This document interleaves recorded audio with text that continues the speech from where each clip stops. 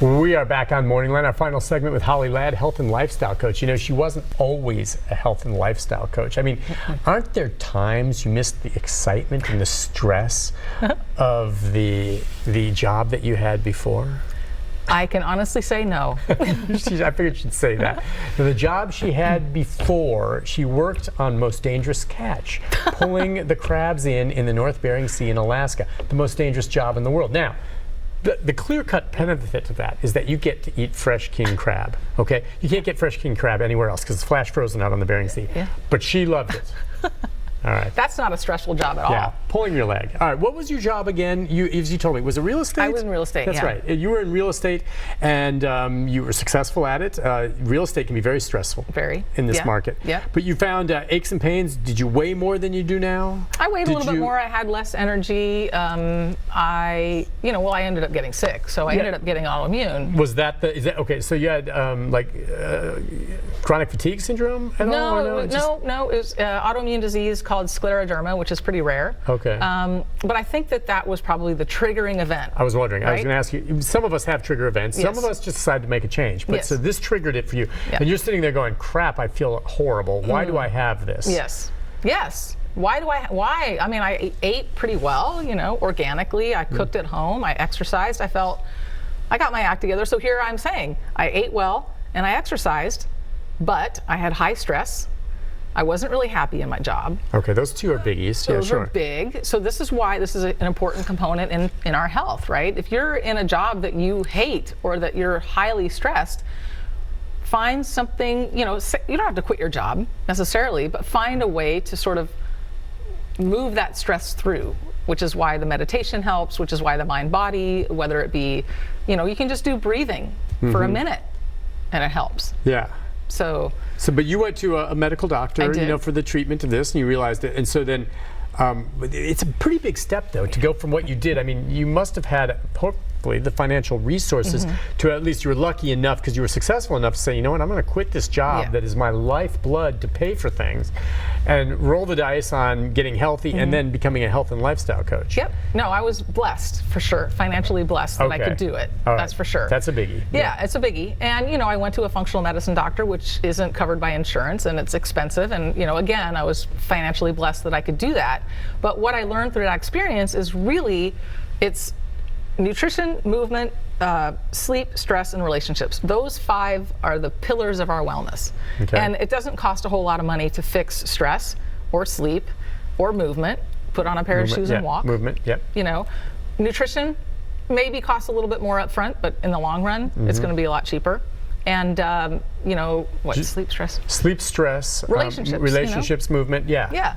Okay, and all those, now some will be more difficult for some people, Absolutely. Whatever it is. Was your sleep pretty good when you were back? My sleep has always been good. That was pretty good. See, again, that's what's crazy. You sounded like you were doing pretty well. Yeah. So the big problem for you was the stress of your job and the fact that you weren't really enjoying, you were good at it, but it was not something you liked doing. Right, and then that mixed with my genetic cocktail.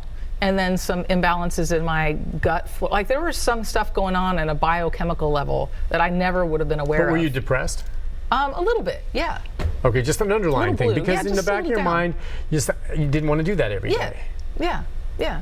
So, that's not a good way to live. How long ago was that? 2010. 2010, so now here we are, 8 years later, you've been doing it all this time. Yep. And no regrets, obviously, for you. No.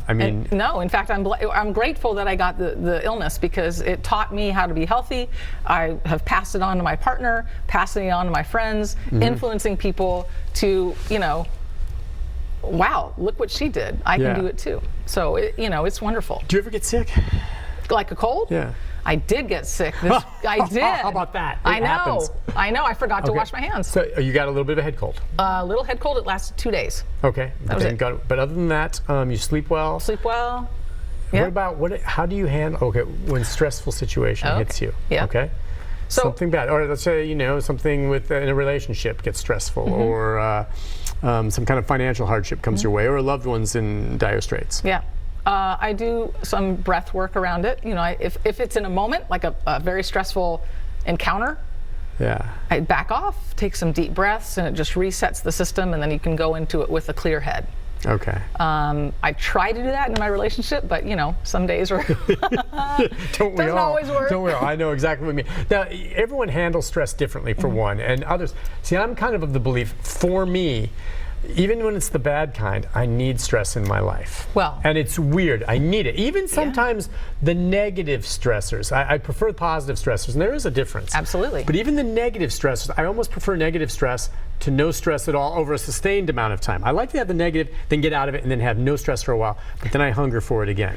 Well, and there's something wrong with me. I need the excitement, the stress, and it drives me to achieve. There's nothing wrong with you. In fact, that's completely normal, and that's a good thing that you brought it up, because we, as human beings, we need a certain amount of stress to thrive.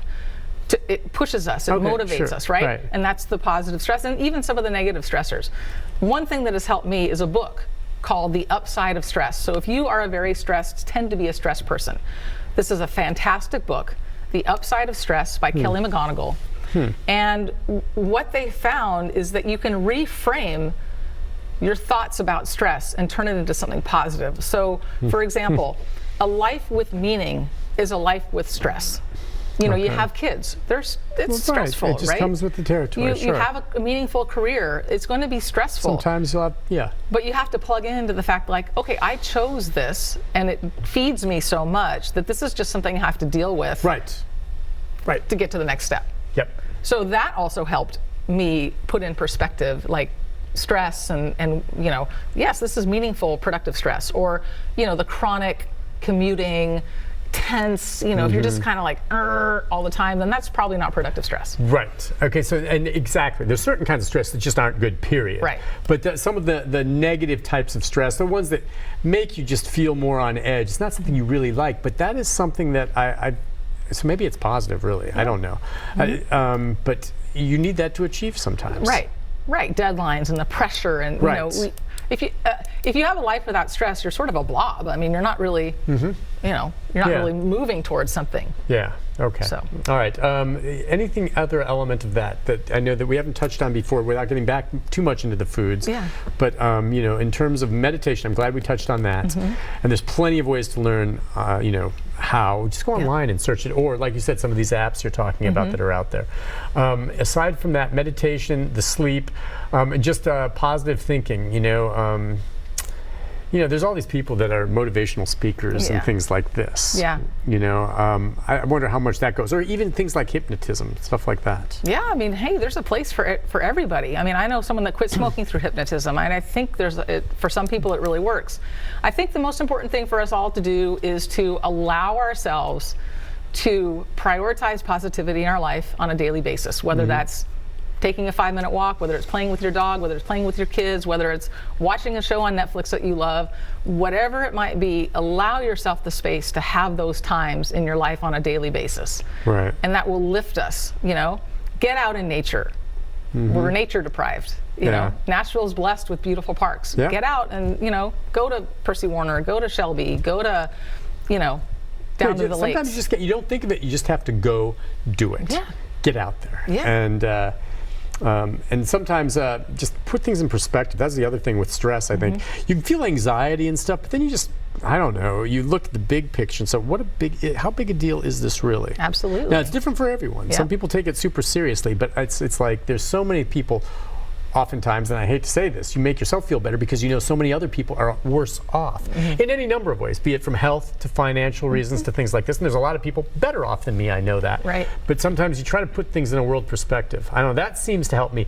Other people, they say, look, what other people are doing doesn't affect me at all. Sometimes it helps for me to look around me and give me an appreciation of something, of what I have, maybe when I see other people struggling. Yeah.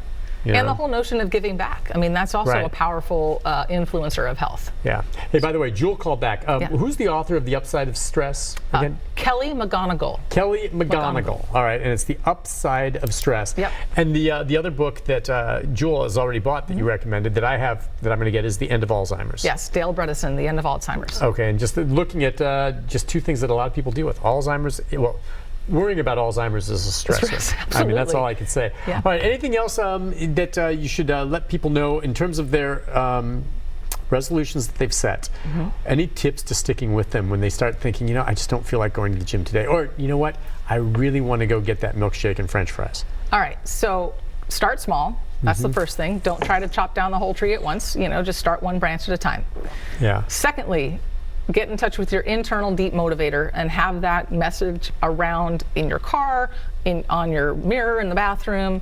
Just always get in touch with why you started this, why you wanted to do this in the first place. Right. Thirdly, if you want to have that milkshake and French fries, don't deny yourself. Go have it.